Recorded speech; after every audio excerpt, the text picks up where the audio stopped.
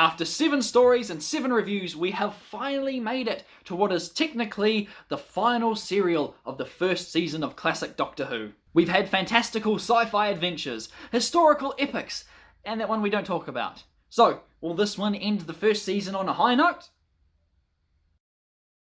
No, not really.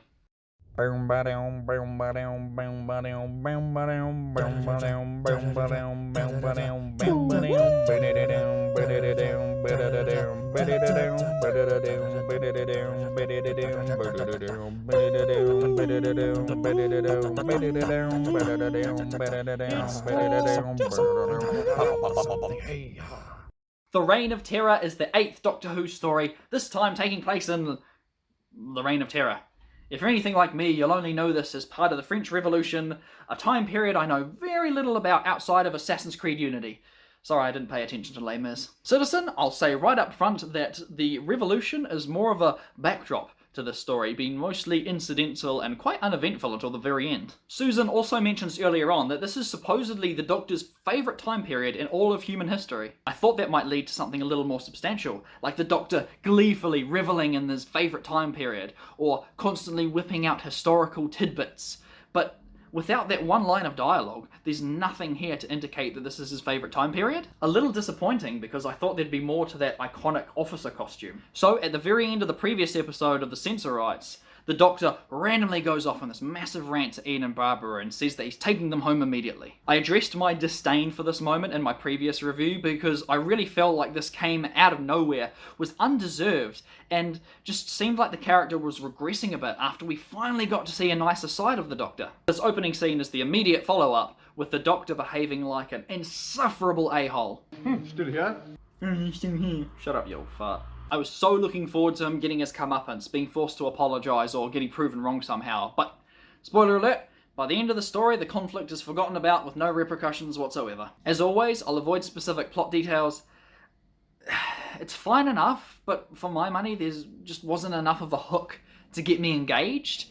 I mean, to be fair, I did watch this one from start to finish, which I hadn't done since the Aztec, so I don't know, maybe I just got burnt out. To me, it felt like there was no ultimate destination they were heading for, like there was no purpose that the characters had to strive towards. I think that's why, especially earlier on, it felt like the episodes were just meandering along, things would happen, characters would react in the moment, but there was no indication of where it was all headed. Of course, it's a given by now that the familiar formula of getting separated from the TARDIS and eventually getting back to it is the default structure of the Reign of Terror. Less emphasis is given on getting back to the TARDIS, which I think is a nice change of pace, but it's not replaced by anything. And whilst wild coincidences are unavoidable in classic sci-fi, there's just a few too many in one serial for me to buy. I want to make clear up front that I don't think this is necessarily a bad 6-part story, but it may come across that way as I continue to discuss things I don't like. Speaking of things I don't like, I know you've been waiting for this.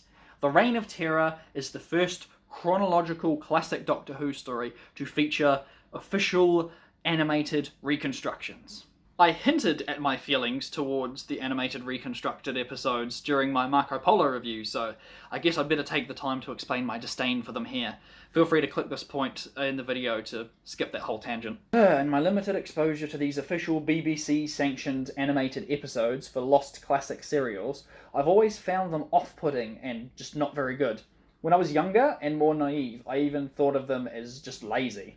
Not to discredit the hard work of the animators, mind you, but when I first started buying old Doctor Who DVDs in 2011, at the height of my Whovian craze, I picked up the second Doctor Who story, The Invasion, and I was so shocked by the janky, ugly animation style. How could this worldwide phenomenon, Doctor Who, beloved by generations for almost 5 decades, a British and science fiction cultural icon, be given so little effort in recreating lost episodes? Do they just not care? Why wouldn't they want them to look as good as possible? 2D and 3D animation can look incredible, and here they are churning out this garbage. Or at least so I thought back then. Of course, years later, I now know a lot more about how stupid BBC are with budgeting and how notorious they are for underfunding Doctor Who. As an adult, I can kind of appreciate the dedication of fans who work hard towards making these lost episodes more readily available, but I guess I just have to admit that they're just not as sought after as I thought they'd be. Like, I guess I just have to accept that the majority of people just don't care enough to see lost classic episodes presented in the, best possible way. Plus the surprising financial cost that each animated recon requires. I guess now it's just something that I need to deal with and just accept that it is what it is. I should just be grateful that they exist, even if we all wish that they could have been done better. Tangent over.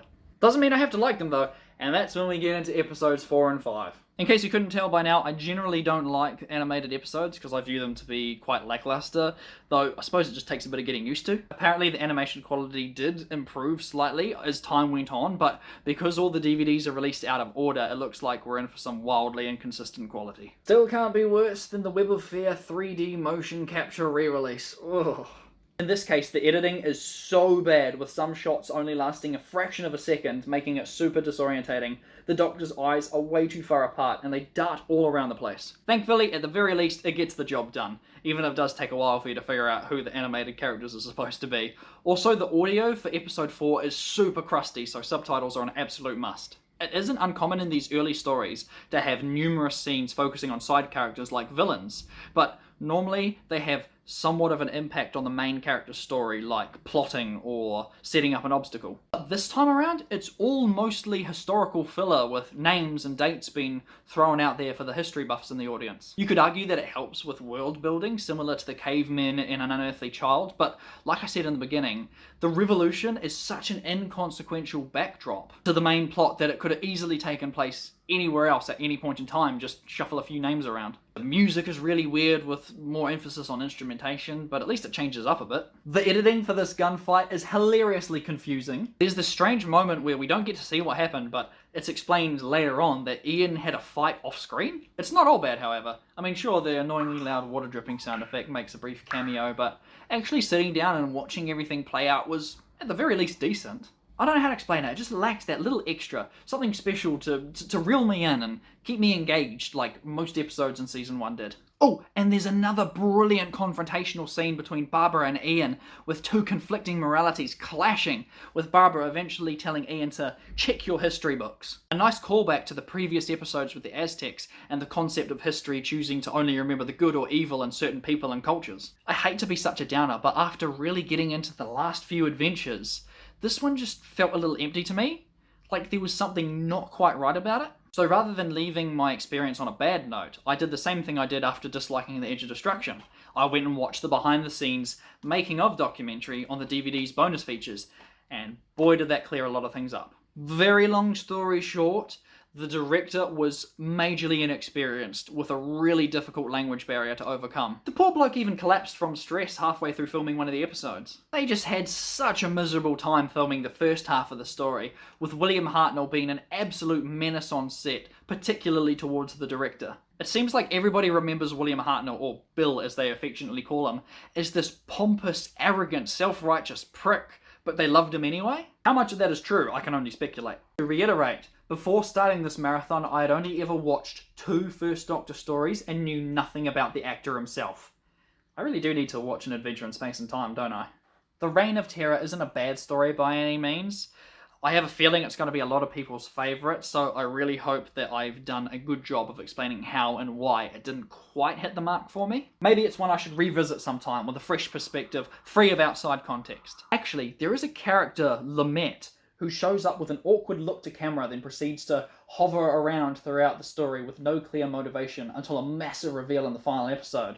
So it might be fun rewatching it with that revelation in mind. As always, I leave it to you to decide whether or not to watch it. These have just been my thoughts. And thus concludes the first season of Doctor Who. I was surprised to see the next episode Planet of the Giants text pop up on screen, but I guess that's just how they rolled back then. Especially considering there's only a 3-month break before the next story essentially kicked off season 2. Oh no, hang on.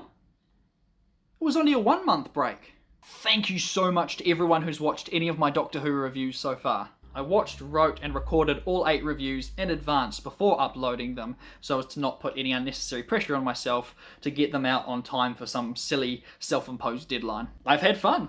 Truthfully, I can easily see myself getting burnt out because obviously I'd much rather just relax and watch the episodes without reviewing them, but for the time being, I'm still having fun. Don't know how far I'll get, but we'll see. Thank you so much from the bottom of my heart for watching. Next time, I'll be taking a look at Planet of the Giants, whenever I get around to it. Hopefully, sincerely, you'll see me next time.